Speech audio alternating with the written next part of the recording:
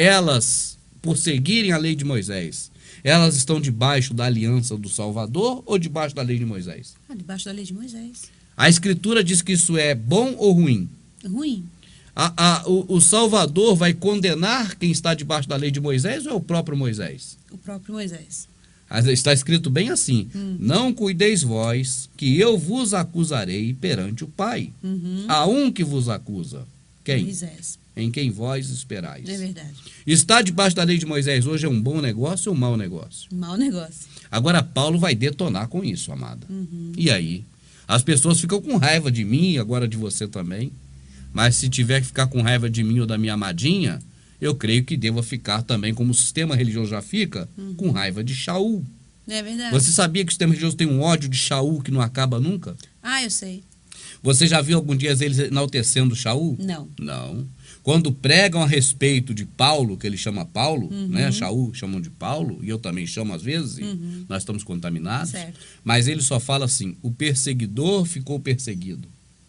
Mas nunca dão detalhes de Shaul. Por quê? Para não esbarrar neles. Exato. Porque quem a vida toda odiou Shaul, apedrejou, foi expulso, foi esse público mesmo que está aí hoje. É o mesmo sistema religioso. Isso porque Shaul deixou a lei, né?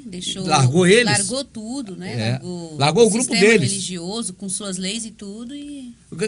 Shaul, para eles, amado, é um traidor. É um desertor. Porque Shaul, quando se converteu, ele não abandonou a política, não abandonou o governo, não abandonou nada do jeito que o povo acha. Ele abandonou o sistema religioso. Sim. Aqueles camaradas do qual ele saiu do meio, de onde ele era um dos grandes letrados, ficaram para morrer com ele. E eu pergunto, esse ódio acabou? Não. Não, até hoje eles não gostam de Shaul. Porque Shaul fala essas coisas que nós vamos ler agora. Fala muitas verdades. Isso é contra eles. É verdade. Aí eles não querem que fale isso. Não é verdade, amada? O nosso maior pregador, né, o pregador dos gentios, Shaul. Ora, nós sabemos que tudo que a lei diz, aos que estão debaixo da lei, o diz.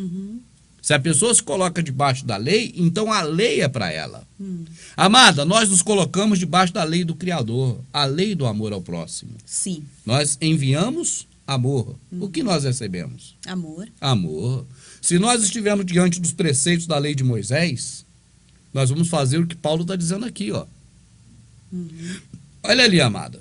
E não o que o Salvador nos manda. Tá certo? Certo. Olha ali.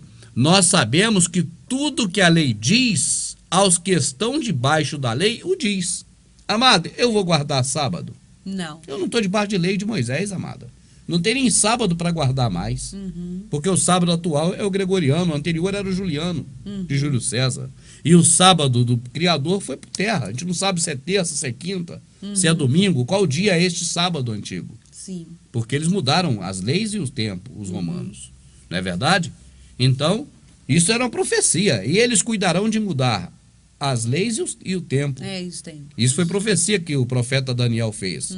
A boca do Criador pelo profeta Daniel. Isso se cumpriu em Roma. Então, hoje o sábado não é mais aquele. E tantas leis, são 700 preceitos da lei de Moisés. Não tem como guardar aquilo. Gálatas 3,10, a carta do apóstolo Shaul, dizendo: porque todo aquele que não permanece debaixo de toda a lei para guardar, se torna debaixo de maldição. Não é verdade? Isso. Então, quem guarda a lei está debaixo de maldição. Amada, o dízimo, a prática do dízimo, de dar ou de receber, é elemento da aliança atual ou da lei de Moisés? Da lei de Moisés. A carta que Shaul escreveu aos Hebreus, ele disse assim, ó: porque pela lei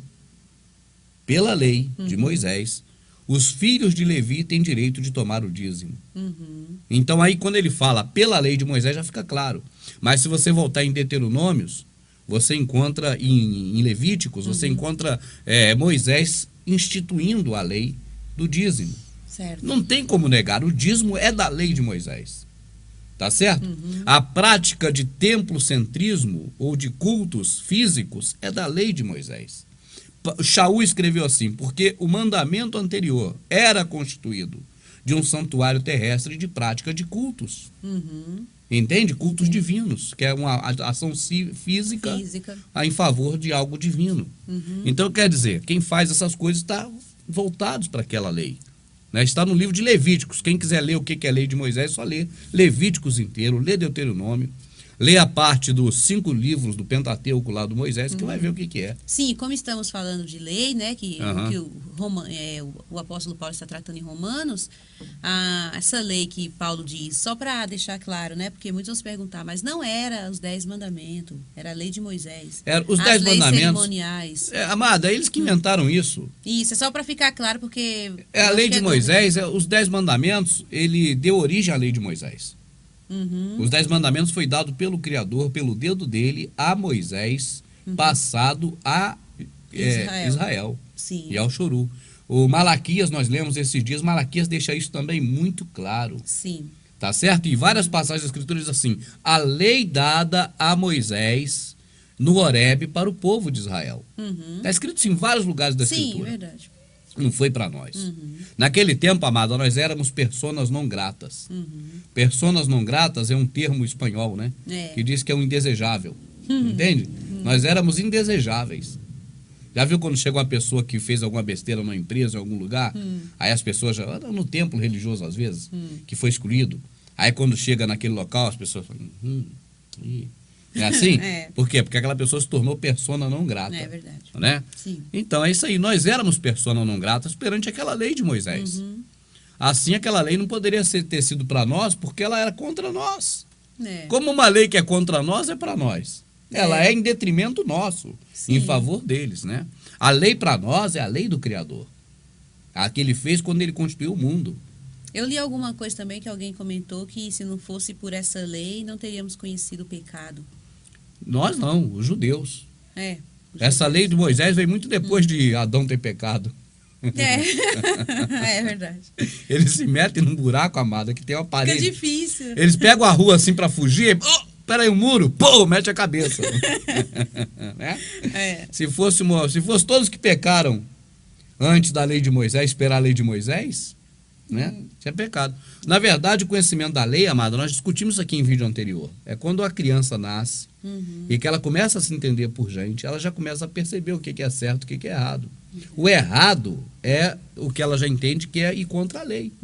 Tá certo? Ela não vai ter esse entendimento quando criança, mas depois de adulto tem. Vai ter. Porque ela foi contra a lei do Criador. Aquilo já é um software impregnado no hardware da pessoa. Não é que ela aprendeu depois, né? Não foi depois instalado nela, né? Pelos ouvidos ou pelo convívio. Olha aqui. Ora, nós sabemos que tudo o que a lei diz, aos que estão debaixo da lei, o diz. Nós sabemos que obedece à lei quem está debaixo da lei. Hoje, 99% do povo evangélico está debaixo da lei de Moisés. A Escritura diz assim, até hoje, o véu ainda está por se levantar. Não, até hoje, quando é lido a antiga aliança, o mesmo véu está por se levantar na lição do Velho Testamento, o qual foi pelo Salvador abolido. Sim. Mas as pessoas estão com esse véu ainda, porque estão obedecendo à lei de Moisés. Certo. Aí ele fala, ora, sabemos que tudo, deixa eu botar aqui nessa de cá, para a pessoa ver o cursor. Ora, sabemos que tudo o que a lei diz, aos que estão debaixo da lei o diz. E para quê? Qual o motivo disso? Qual a razão? Para que toda a boca esteja fechada e todo mundo seja condenável diante do Criador. Amada, a única boca aberta no sistema religioso é do pastor, de quem está pregando naquele momento. Ali você tem uma pessoa com a boca aberta e o resto, todo mundo com a boca fechada. O Criador não mandou estar ali para ouvir. O Salvador não se entregou por nós no madeiro para que as pessoas hoje fossem para um local desse para ouvir. Sim. A ordem é para marchar? A música diz, a ordem é para marchar. Esse povo gosta de marchar e gosta de coisa física, amado. A ordem é para... Não, a ordem não é para marchar. A ordem é ide por todo o mundo. Pregai as boas novas a toda criatura. Ide e pregai. Não é vinde e escutai. Porque se você ficar escutando, a sua boca está fechada. Ninguém consegue escutar e falar ao mesmo tempo. Na medida em que você tem um templo religioso cheio de pessoas escutando, você tem esse mesmo número de pessoas fazendo falta nas ruas falando. Tá certo? Certo.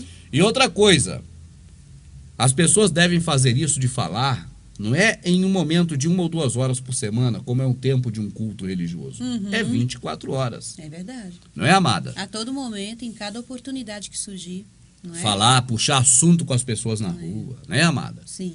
E conversar. Às vezes a pessoa fica lá assim, mas eu não sei falar bem, porque eu não sou muito letrado, eu não tenho estudo. Amado, olha pra cá, deixa eu falar de perto com essa pessoa.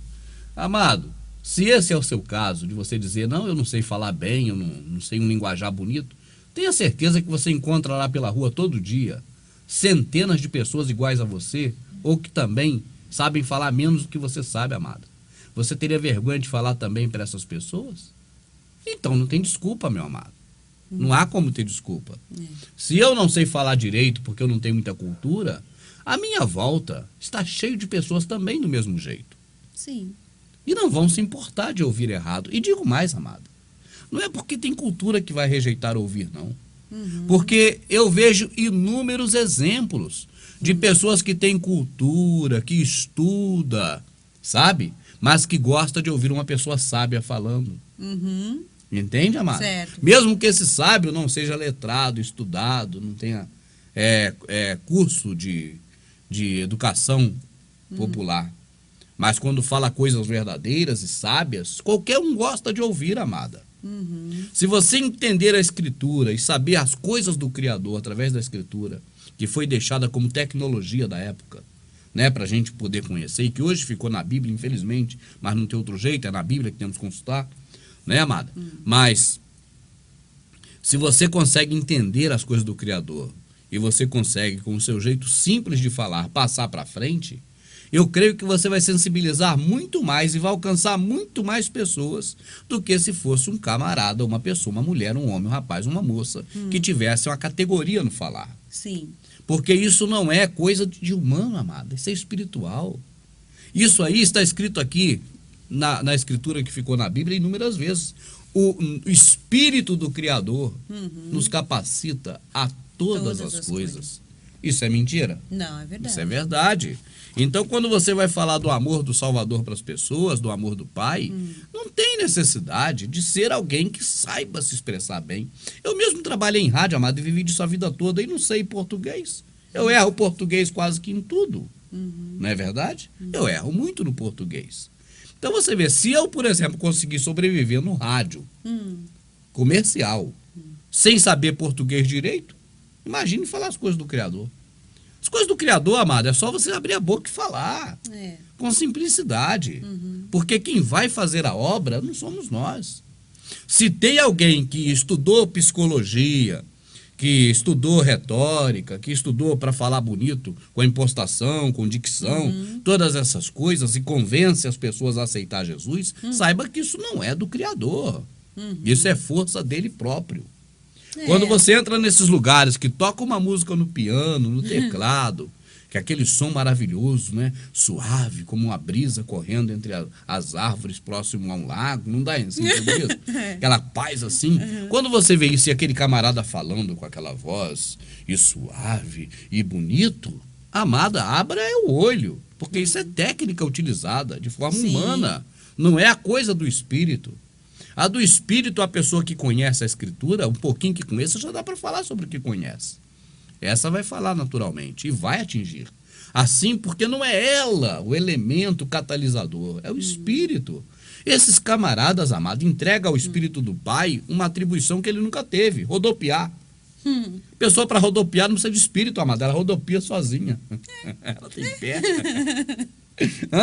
Para cair no poder não precisa de Espírito, ela cai sozinha. Sim. Essas palhaçadas que se faz nesses lugares para sensibilizar as pessoas pela visão, isso não é atribuição do Espírito. A atribuição do Espírito é essa aqui, ó. Você fala, semeia e vem e rega. Quem rega é o Espírito. Sim, amadinha. Não, que eu estava falando disso aí do Espírito, né? Que eles dizem que é o Espírito, assim, pra quê, né? Que o Espírito ia querer um negócio desse, né? Qual o objetivo? Vai rodopiar, vai cair, a mulher abre as pernas com aquelas calcinhas aparecendo, aí vem logo uma coroa lá com um pano para cobrir tudo. Isso é coisa do Criador, amado? É muito estranho. É muito estranho. Nós vamos voltar e vamos continuar ainda aqui nessa passagem de Romanos.